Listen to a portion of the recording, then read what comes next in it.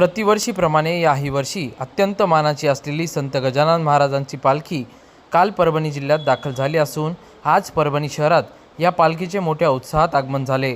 संपूर्ण परभणी शहरातून नागरिक मोंडा परिसरामध्ये येऊन श्रींचे दर्शन घेतात। पालखी शहरात दाखल होताच भावी भक्तांनी केळी वाटप तसेच खाद्य वाटप करत पालखीसोबत जाणाऱ्या वारकऱ्यांचे स्वागत केले आहे। आज या पालखीचे प्रस्थान परभणी शहरात असून उद्या परत गंगाखेड मार्गे हे सर्व वारकरी पंढरपूरच्या दिशेने पायपीट करणार आहेत। जिल्ह्याभरातून श्रींचे दर्शन घ्यायला नागरिकांनी मोठी गर्दी केली होती। प्रतिनिधी रियाज कुरेशी, DLP न्यूज, परभणी। भावाचा भट्टा आहे। 40 वर्षापासून माझी शेगावला वारी आहे। 34 वर्ष झाली मी खेळ वाटत आहे।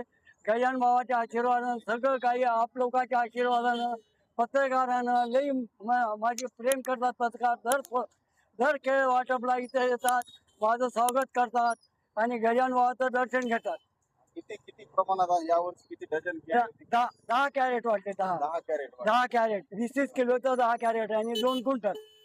हो, आता तुमच्या पर्यंत इतक्या वयामध्ये सुद्धा आपण हे काम करता, याच्या पुढच्या पिढीने सुद्धा याच्या पुढच्या पिढीने बी करावं हे माझी इच्छा आहे। पुढच्या पिढीने केलं त्याचं भलं, नाही केलं त्याचं भलं, आपण काय करणार। सेवा तर सेवाभावातून 35 40 वर्ष झाले करतो। 34 वर्ष झाले माझा इथं बोल, 34 वर्ष झाले खेळ वाटतो।